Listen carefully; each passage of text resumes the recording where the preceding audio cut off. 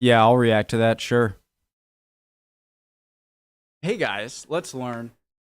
Okay, so I have always confused like corvettes, frigates. I think destroyers are easy. Obviously, aircraft carriers are very different. Are destroyers essentially battleships? Is that just another name for it? But there are corvettes and frigates, and I think there's one more type of ship that I can't think of. Maybe it is just destroyer that I'm thinking of. I don't know, because sorry. Hi guys, hope everyone's doing well. Rude, where are my manners? Original link top of the description. Trebus Montibus Oceanography. Let's go. No, what was I gonna say? Let's learn. I want to learn the differences between them. Terrible intro, but we're going. Looking at these models, can you tell which ones are the frigates? Okay. I think that's just a patrol boat.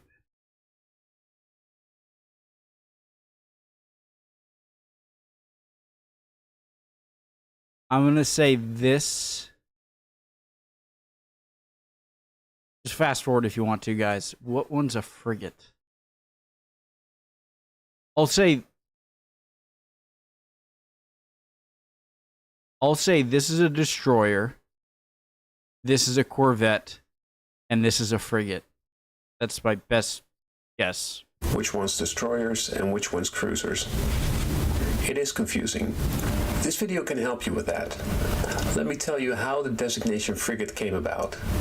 You will then probably understand a lot better why some ships are considered frigates, while similar looking ships are corvettes, destroyers, or cruisers. Just before World War II, there were no frigates. The name had come about during the Age of Sail. Frigates were then square-rigged, three-masted, fast-sailing ships with only one gun deck. This distinguished them from ships at the... Sorry, guys. Just before World War II, there were no frigates. The name had come about during the Age of Sail. Frigates were then square-rigged, three-masted, fast-sailing ships with only one gun deck. This distinguished them from ships at the core of the 18th century battle fleet. The line of battle was made up of ships of the line. Their function was to release maximum firepower on the enemy line of battle. So they ideally carried as many heavy guns as you could fit into a ship and still sail. It required them to have multiple gun decks. Frigates, on the other hand... I think it was the Vasa. What was it? I've learned that there's this Swedish ship that sank like a few hundred years ago, I think it was. It might be called the Vasa, but I confuse some of the Swedish terms. It might not be. But that they didn't correctly put much smaller guns on the top. I think they put too many guns, heavier guns, on the top, and it made it capsize almost immediately on its main voyage. So I've learned that obviously the heaviest cannons are on the bottom, medium cannons, and then lighter cannons, just so the ship is more stable that way. It required them to have multiple gun decks. Frigates, on the other hand, were built to be a balance between speed, armament, and seakeeping ability, with an emphasis on speed. They would often be sent on scouting missions to carry messages, to protect the sea lanes, or even to attack enemy trade vessels. Pretty much the way it is portrayed in the movie Master and Commander. Is this one of the ships that Cochrane would have? HMS Speedy? Or... I forget. There were even frigates present at the Battle of Trafalgar. Great movie, by the way. Although they were outside the battle lines, they served to relay messages from the flagship to ships who couldn't see the signals from the flagship. By the way, even though the Franco-Spanish fleet was defeated at Trafalgar, every single French frigate managed to escape, making good use of their speed. So the frigate was smaller, lighter, and faster than the ship of the line, but it was heavier and larger than the next grade down, the Corvette. The sailing Corvette resembled a scaled-down frigate. She was also a swift sailor, but with lesser accommodation and lighter armament. Their Therefore, corvettes were less suited to spend long periods at sea, withstand heavy weather, and travel great distances. Basically, the corvette was the smallest type of fully ship-rigged warship. As warships were fitted with steam engines in the 19th century, everything changed for the frigates and the corvettes. Frigates and corvettes could no... So I'd imagine the smallest type of military ship, naval ship with guns on it, would be more for like scouting and maybe hit and run tactics, or just scouting or messaging, maybe. Warship. As warships were fitted with steam engines in the 19th century, everything changed for the frigates and the corvettes. Frigates and corvettes could no longer be sure to outrun more powerful ships. Gradually, they disappeared. By the 1890s, there were no more frigates and corvettes in the world's naval fleets.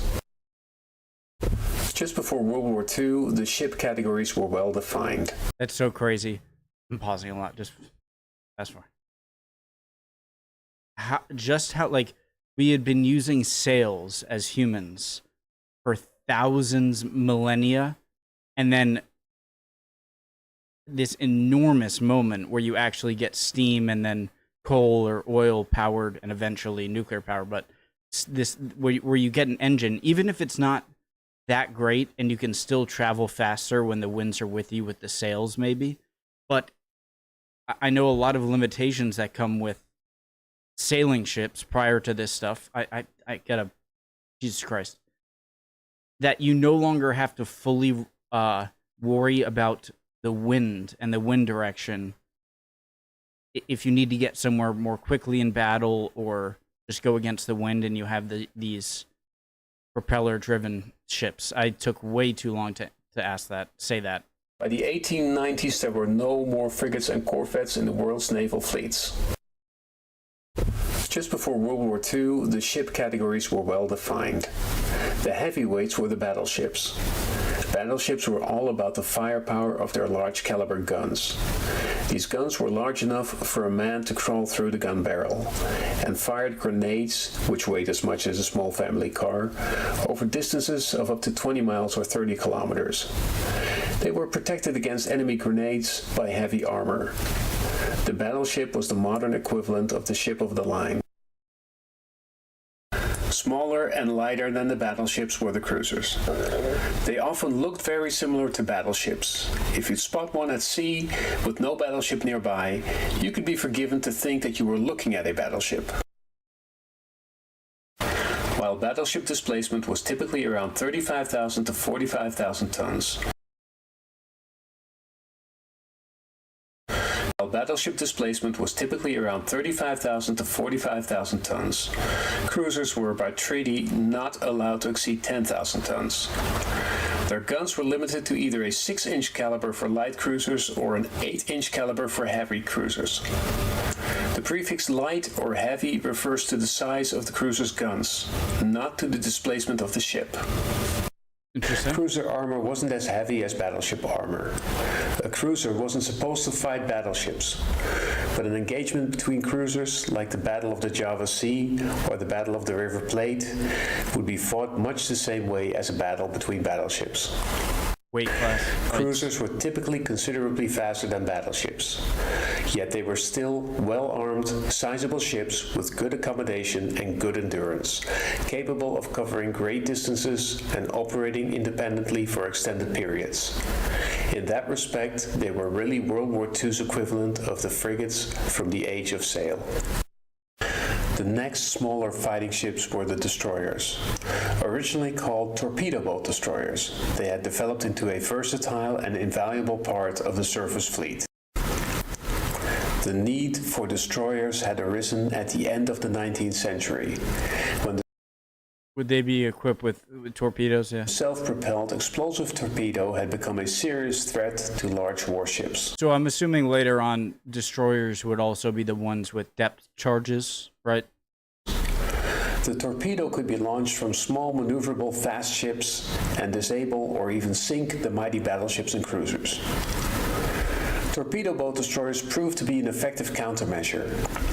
Employed in a protective screen around larger valuable ships, they could fend off attacks by the smaller ships. Therefore, they were typically very fast and armed with quick-firing guns to effectively destroy approaching torpedo boats.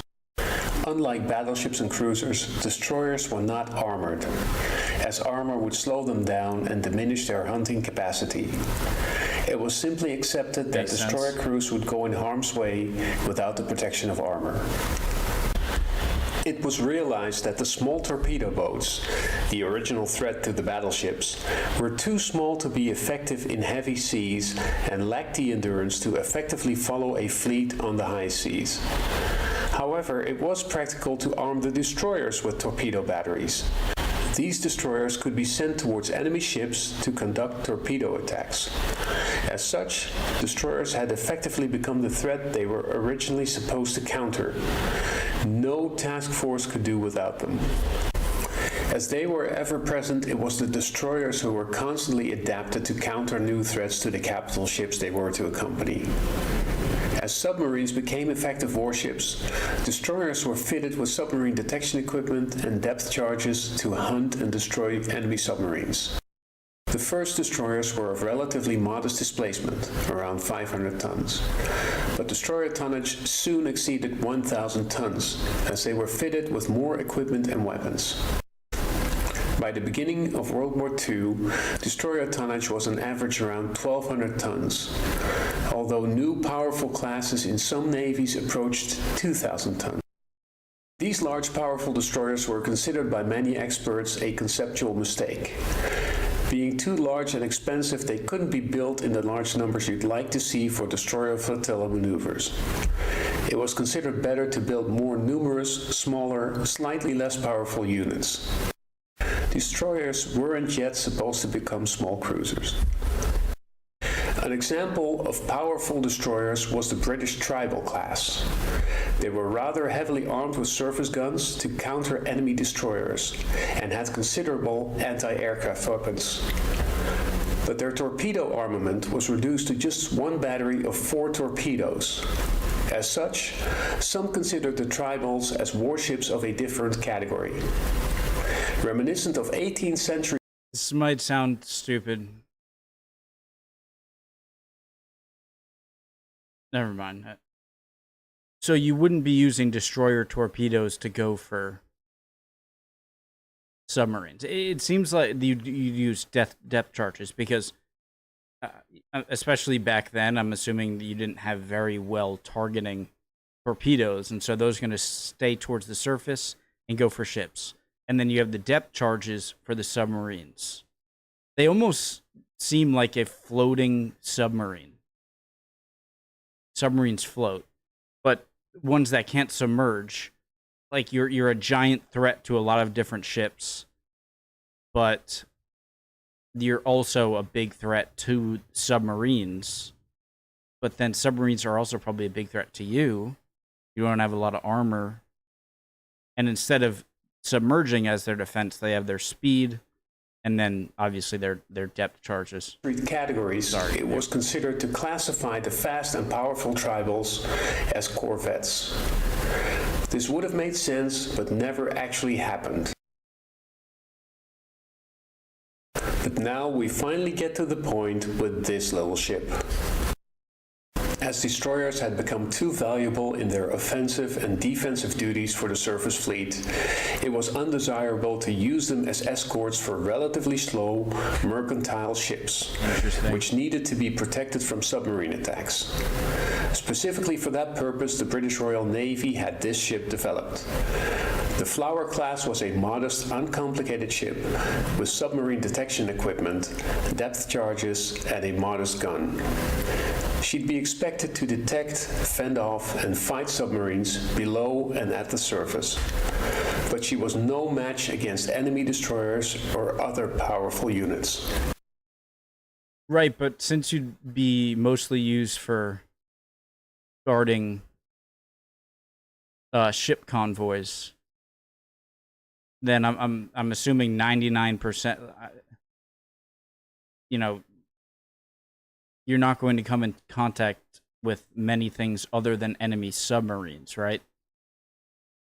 because they were and because I think the other side would also be following the same strategy of they need their bigger ships or something else, go the submarines for the convoys. I'd imagine 90% of anything they encountered were submarines. Strangely enough, the British Admiralty chose to categorize them as corvettes. This was a bit ridiculous, as the corvettes from the Age of Sail were fast ships and still a good fighting match against many other sailing warships.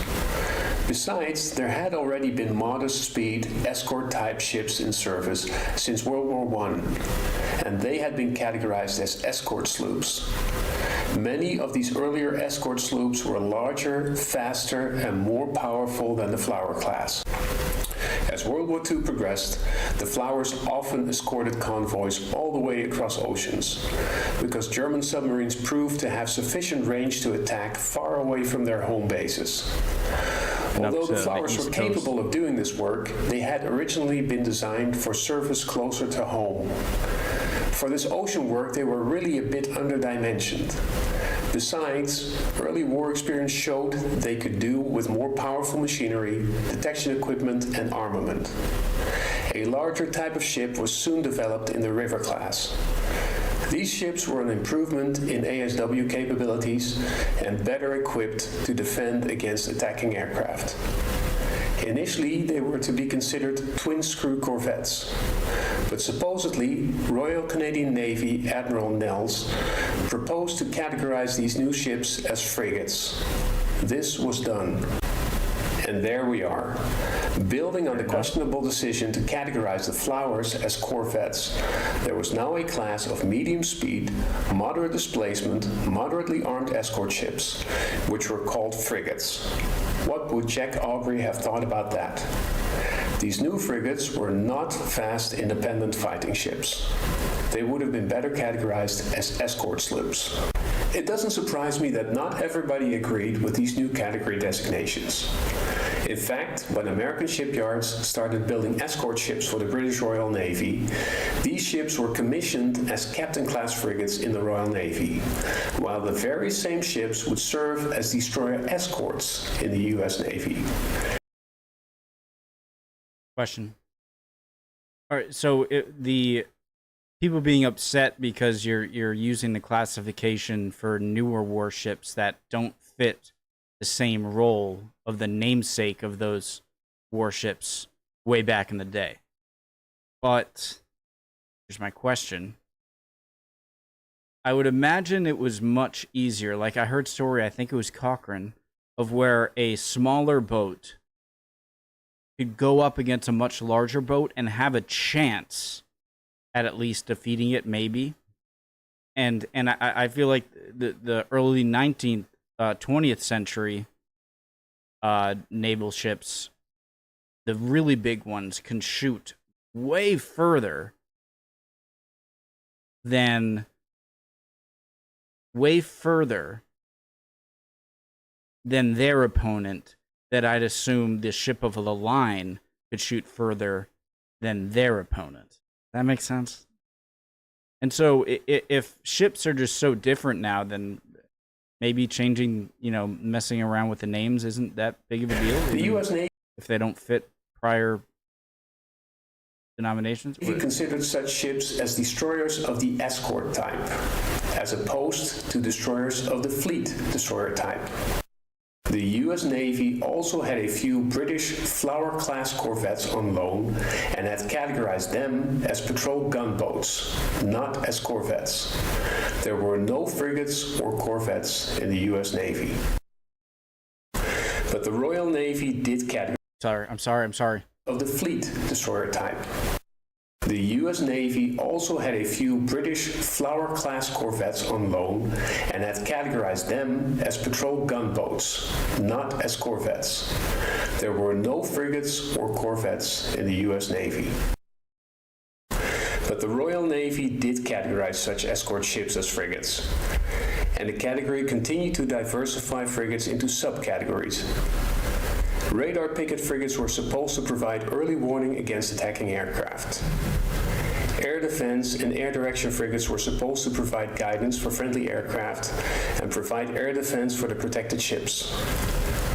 ASW frigates had the traditional role of protecting the escorted ships against enemy submarines. And general purpose frigates were designed to do a bit of everything. Following World War II, not many navies had the budget or the desire to maintain a large fleet of corvettes, frigates, destroyers, cruisers, and battleships. For most navies, there was just a need for a ship that could do a little bit of everything. The logical choice for many navies was the frigate. That categories were clear. Battleships and cruisers are obvious. Destroyers would be... Reminds me of, like the F-35 jet. It's an American jet aircraft, military aircraft that is very stealthy, but it's not that great in close-up. It's not as fast as a lot of, I don't know all the names of military jets. But it serves a specific role. It can penetrate deeply, can drop a bomb without being noticed very much, and it can detect aircraft much further away than those aircraft can detect them. So in super long range, maybe that's great, but a lot of the times a F-16, forget the names, the lower generation aircraft are going to be able to do a lot of things that are better than the F-35. And so unless you can afford both of them, if you can't afford to have both of them in your Air Force, then it'd probably be better to go with like the F-16 or third generation jet or whatever. Man, my brain is not braining. Smaller, fast maneuverable fighting ships to be used in fleet operations. And frigates would be the smaller, slower fighting ships with a more defensive orientation. But then there was another development which increases the confusion: the German Type 21 U-boat. Whereas earlier U-boats would achieve underwater speeds of around 5 to 7 knots, the Type 21 could attain underwater speeds of up to 17 knots. Both the Russian Navy and the US Navy further developed this technology after World War II. This meant that the frigates, most of which had a maximum speed of around 20 knots, would have a very difficult time chasing and fighting such submarines. There was nothing for it. Frigates had to increase their speed, and this really blurred the distinction between frigates and destroyers. New types of frigates were getting larger and could now also attain speeds which would allow them to keep up with fleet task forces. If you're not a... Shows me how Germany was ahead of its time on a lot of military technology. So were the British and stuff like radar and certain things, obviously. But it seems like after Germany was defeated in World War II, that when I think of rocket technology, and now I'm thinking of this example of them finding a super good submarine and then copying it. Germans obviously had very capable military minds or engineering minds. It's interesting. Naval analyst, you may be hard-pressed when you see ships of approximately the same size, with similar-looking armament, capable of comparable speeds, to decide whether you should call it a frigate or a destroyer. But roughly, you could say that the world's frigates were a bit slower and smaller than the world's destroyers. But then something strange. When you open up a 1958 copy of Jane's, you'll see that a lot of countries will have frigates, mostly in the displacement range between 1,000 and 2,000 tons.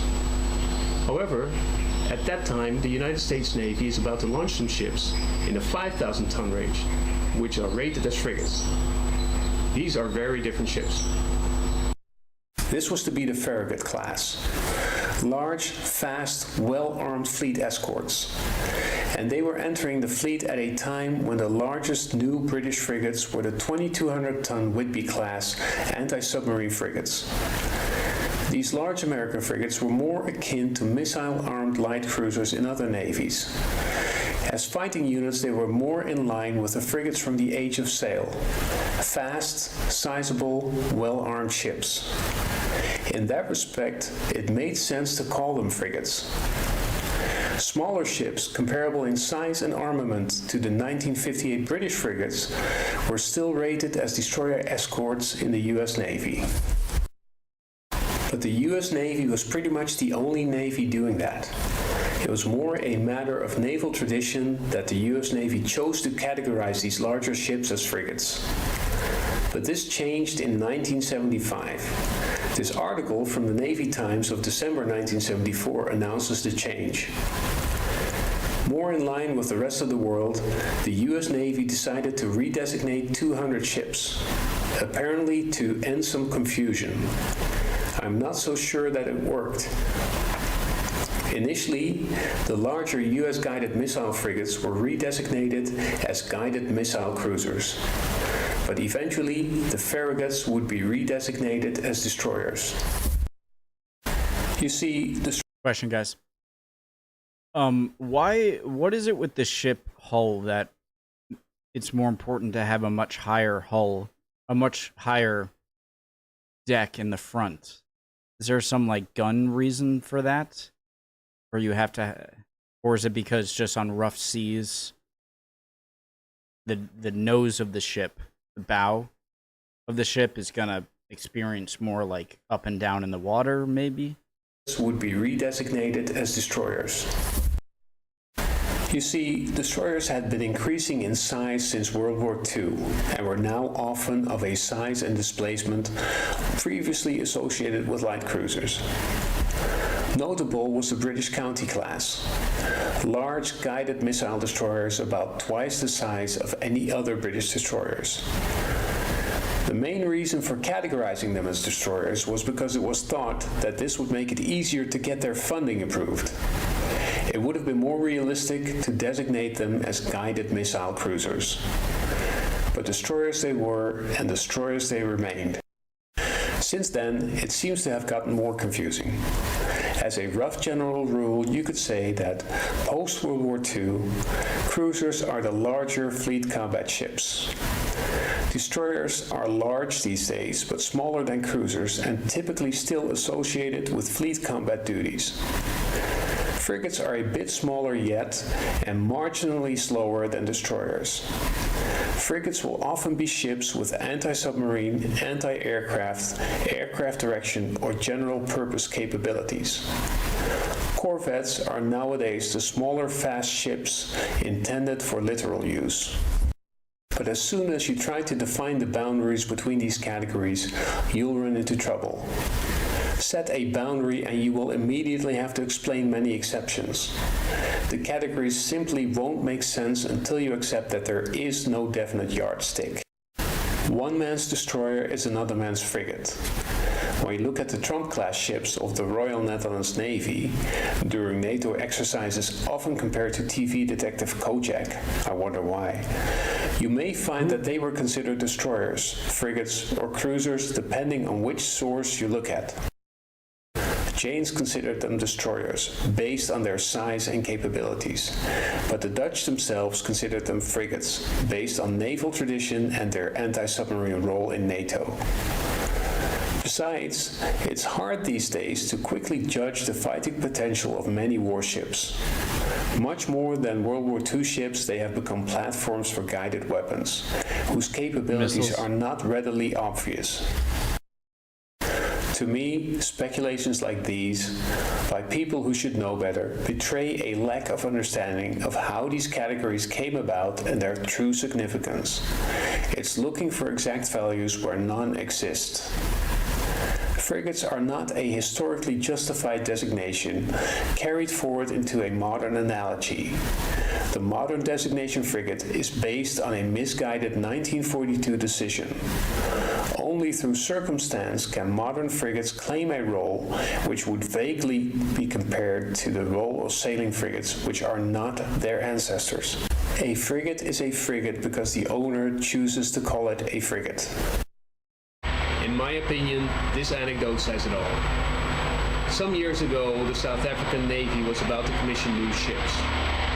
In the discussions that followed, a Navy official remarked, "Well, we're not talking about frigates, we're only talking about corvettes." And a journalist remarked, "Corvette or frigate, it's still a warship."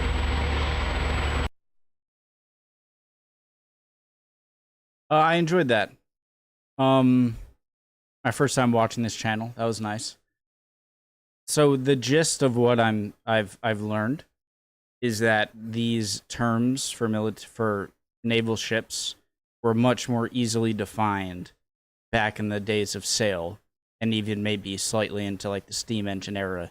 But as you went further into the future, both for confusion with now the different capabilities of these ships that differ from the terms used in the past, and also personal country opinion of what to call them.